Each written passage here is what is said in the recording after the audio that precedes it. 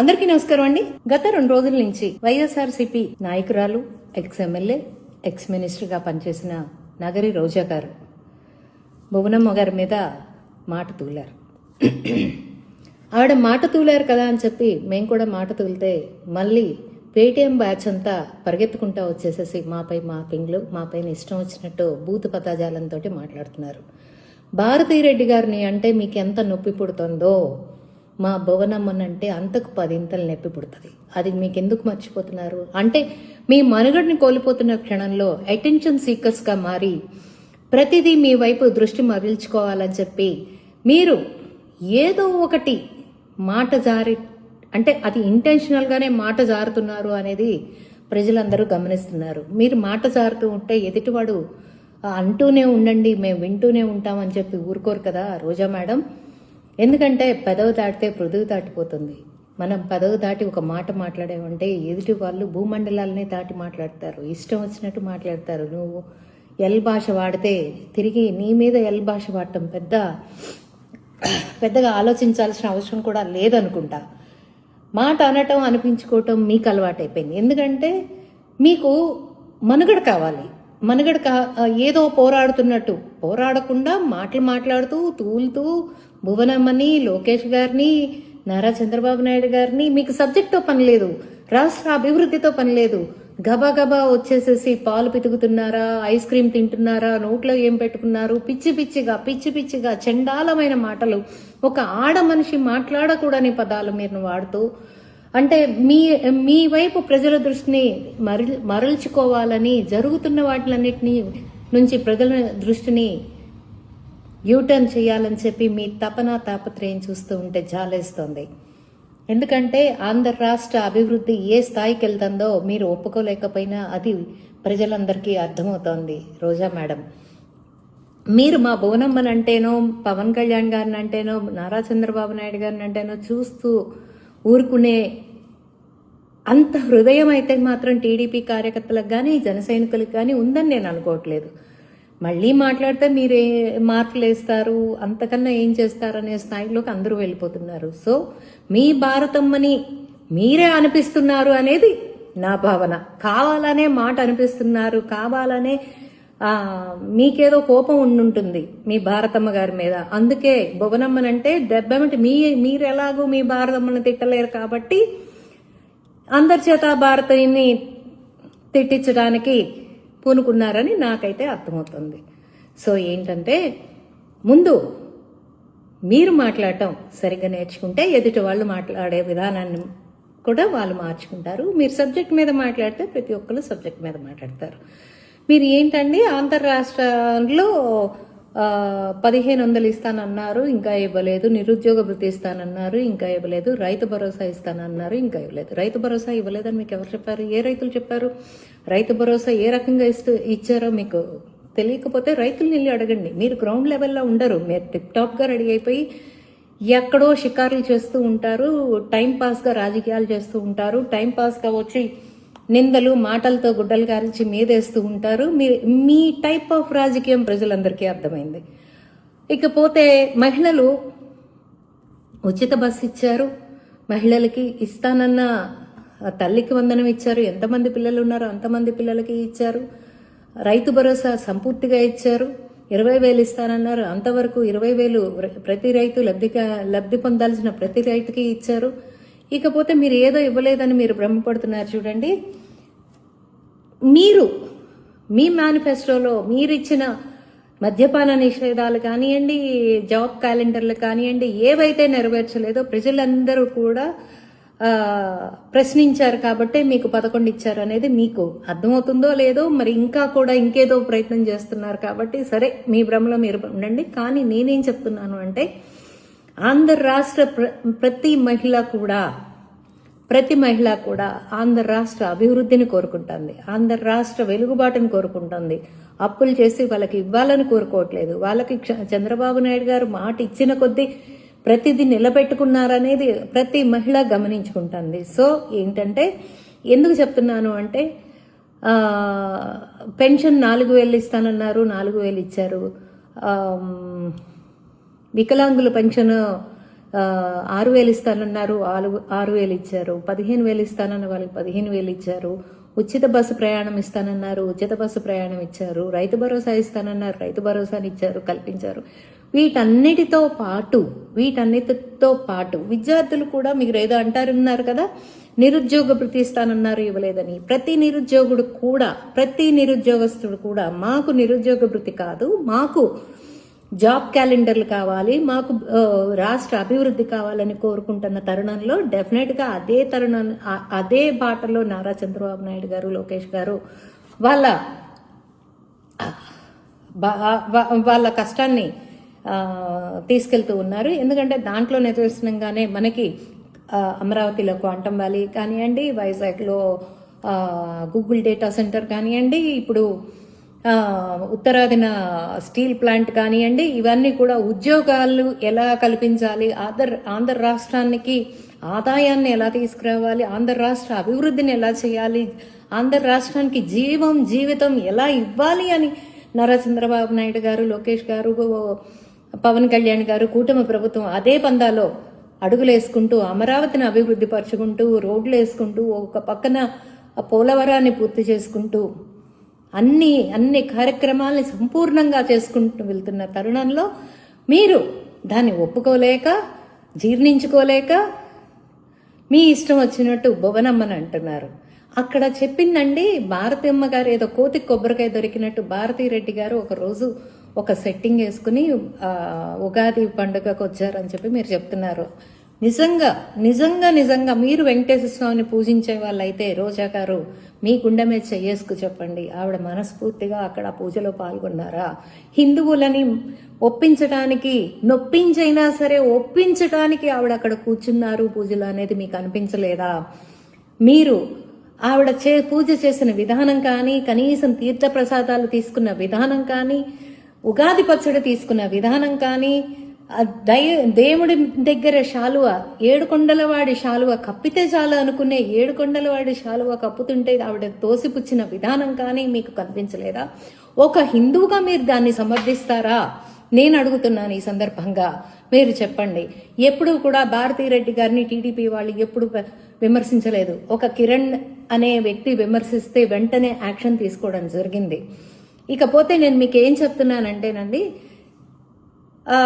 భారతీరెడ్డి గారు సతీ సమేతంగా వచ్చారు, జగన్మోహన్ రెడ్డి గారు అని మీరు జబ్బలు చరుచుకుంటున్నారు.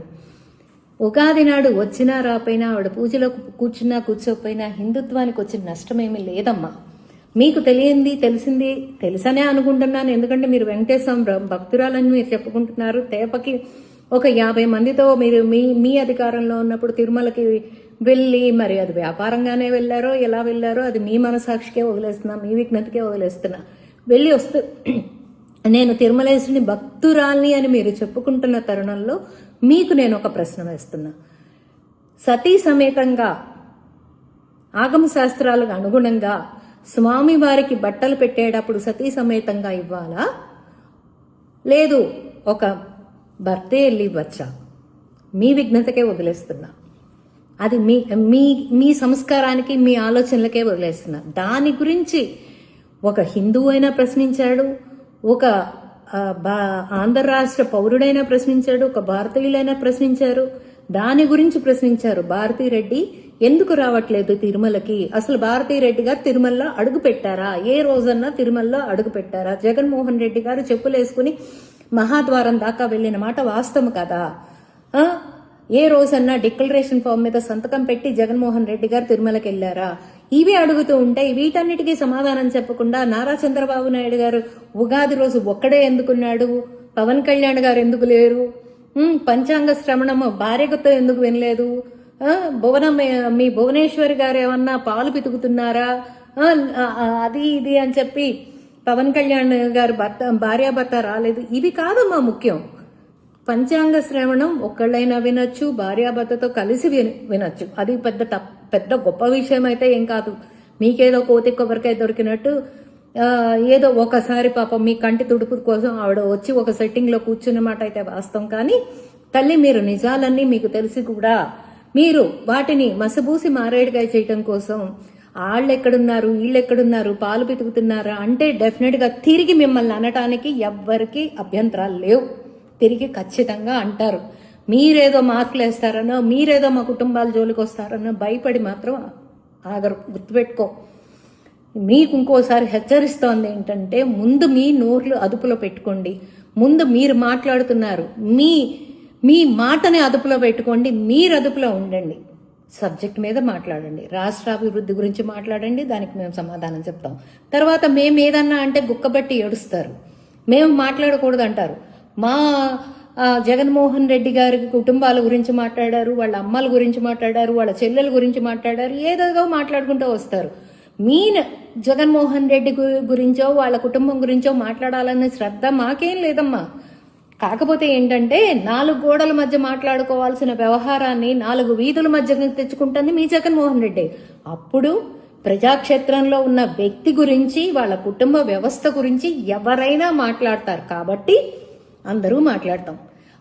అది కనుక 4 గోడల మధ్యన ఉండుంటే ఎవరికి అవసరం లేదు. జగన్మోహన్ రెడ్డి 4 గోడల మధ్య ఉన్నా కూడా, ప్రజాక్షేత్రంలో లేకపోయినా కూడా, ఎక్స్ సీఎం కాకపోయినా కూడా దాని గురించి ఎవరికి పెద్ద ఫరక్ పడదు.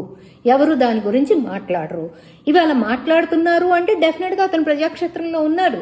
వాళ్ళ ఇంట్లో పరిష్కారం చేసుకోవాల్సిన సమస్యని నడివీధుల్లో 4 బజార్ల మధ్యకి తీసుకొచ్చారు. కాబట్టి డెఫినెట్గా అందరూ మాట్లాడే తీరుతారు. ఇది స్వతంత్ర భారతదేశం. మాట్లాడే హక్కు ఎవరికైనా ఉంది.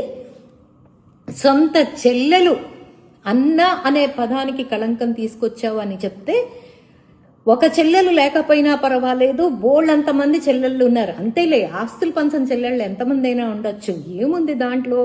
రేపు పదవులు ఇస్తారనో ఇంకోటి ఇస్తారనో చెప్పి చెల్లెలు అని చెప్పుకుని ఎవరైనా వస్తారు, ఎవరైనా చెల్లెలు అని చెప్పుకుంటారు. కానీ తోడబుట్టిన చెల్లెలకి న్యాయం చేయలేని వాడు ప్రజలకు ఎలా న్యాయం చేస్తాడు అనేది మా ప్రశ్న. తల్లి బజారుకు వచ్చి మాట్లాడుతుంది. ఒక లెటర్ రాసింది కొడుకు మీద. ఆస్తులు సరిగ్గా పంచలేదు, ఆస్తుల మీద కొడుకున్న శ్రద్ధ చెల్లెల మీద లేదు, మేనళ్ళకి చెందాల్సిన ఆస్తి హక్కులు సవ్యంగా ఇవ్వాలి అని చెప్పి ఒక తల్లి లెటర్ రాసింది. మీరేముంది, ఒక కొడుకు ఏదో తల్లి మీద చండాలమైన పదజాలాలు వాడుతూ వేశారా, మీరు వేయించవచ్చు. కానీ ఇక్కడ టీడీపీ చేయట్లా. ఇది ఒరిజినల్ గా మీ ఇంట్లో మీ బాగోతో 4 బజార్లు 4 కూడళ్ల మధ్యనకు వచ్చింది కాబట్టి ప్రతి ఒక్కళ్ళు మాట్లాడే పరిస్థితి వచ్చింది ఇక్కడ. అందుకని నేనేం చెప్తున్నాను అంటే, తల్లి మళ్ళీ వచ్చి ఇది రాజకీయం చేయొద్దు అంటారు. అమ్మ విజయమ్మ గారు, ఇది మీ ఇంటి సమస్య అయితే ఎవరికి మాట్లాడే ఫరక్ పడలే. ఇది మీ ఇంటి సమస్యగా మీ 4 గోళ్ల మధ్యన మీరు పరిష్కరించుకుంటే అసలు ఎవరు రాజకీయం చేయొద్దు అంటే, మీరు వచ్చారు బజార్లోకి. బజార్కి వచ్చినప్పుడు రాజకీయం అవ్వకుండా ఎలా ఉంటుందమ్మా? అది అవుతుంది. మీరు మీ కొడుకుని ఎదిరిస్తున్నారు, ఒక లెటర్ రాశారు, మీ కొడుకు దుర్మార్గుడు అని చెప్పకనే మీరు చెప్తున్నారు. కాబట్టి మేము మాట్లాడతాం, మేము మాట్లాడి తీరుతాం. ఇది మీ మధ్యన మీరు పరిష్కరించుకుంటే ఇది పెద్ద ఇదేమంది. అండ్ నేను ఇంకో రోజా గారికి నేను చెప్తున్నా, రోజా గారు మీరు మాట్లాడేది ఏది కూడా మీ అఫీషియల్ పేజీల్లో కూడా ఇట్లా. ఎందుకంటే బోరుగడ్డ అనిల్ మాట్లాడే విధానాన్ని అసలు అతను మా పార్టీకి సంబంధించిన వ్యక్తే కాదని చెప్పి చేతులు దులిపేసుకున్న వాళ్ళు ఎవరైనా ఉన్నారంటే అది వైఎస్ఆర్సీపీ పార్టీ. రేపు వాళ్ళకి ఏదన్నా ఒంటికి అంటుకుంటుంది అంటే రేపు మేము అఫీషియల్ పేజీల్లో వేయలేదు, ఇది అసలు ఆవిడ మా పార్టీకే సంబంధం లేదు, మేము ఎప్పుడో సస్పెండ్ చేసామని చెప్పినా కూడా ఆశ్చర్యపడక్కర్లేదమ్మా రోజా గారు. కాబట్టి నేనేం చెప్తున్నాను అంటే, మీ ఇంటి సమస్య అయితే మీ ఇంటి మధ్యన తేల్చుకోండి. అంతేగాని 4 కోడళ్ళ మధ్యకు వచ్చినాక ఎవరు మాట్లాడకూడదంటే, మీరు మీ పార్టీ ఆఫీసుల నుంచి మీ కుటుంబ ఆస్తుల గురించి ప్రెస్ మీట్లు మీరు పెడతారు, మీ తల్లిని గారిని అడిగిస్తారు, మేము మాట్లాడితే తప్పంటారు. ఇది ఎక్కడ న్యాయం నాకు అర్థం కావట్లేదు. బాబాయ్ హత్య అంతేలే, ఏముంది, బాబాయ్ హత్య గొడ్డలి అన్నీ జరిగినా కూడా అది గుండెపోటుగా మార్చిన ఘనత మీది. సాక్షులు తలకి ఒంటికి కుట్లేసుకున్న భారతిరెడ్డి గారు నాన్నగారు చనిపోయినా కూడా అతిగతి లేదు. సాక్షులందరూ నెమ్మదిగా ఒకళ్ళొకళ్ళు చనిపోతూ ఉన్నా కూడా అతిగతి లేదు. మీ రాజకీయం ఏంటో, మీరేంటో, మీ విధి విధానాలేంటో ప్రజలందరూ సూక్ష్మంగా నిక్షిప్తంగా అన్ని గమనిస్తూ ఉన్నారు.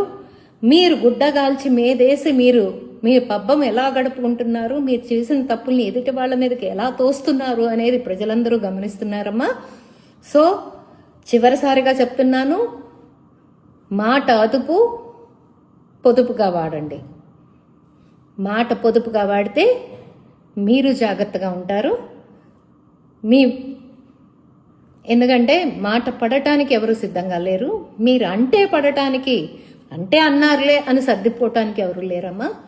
అన్నాక మళ్ళీ తిరిగి అంటే గుక్కపట్టి ఆడటం అన్నా మానుకోండి. మొదట మీరు మాట్లాడటం అన్నా మానేయండి. లేదు, ఎదుటి వాళ్ళు ప్రశ్నించేటప్పటికి మళ్ళీ గుక్కపట్టి ఆడటాలు మానేయండి. భాషలు మీరు మానేస్తే మిగిలిన వాళ్ళు మానేస్తారు. సంస్కారం అనేది మీ తల్లిదండ్రులు నేర్పిస్తే అది మీకు కూడా వస్తుంది. కొంచెం మాట్లాడే విధానాన్ని మార్చుకుంటారని ఆశిస్తూ సెలవు తీసుకుంటున్నాను. Thank you.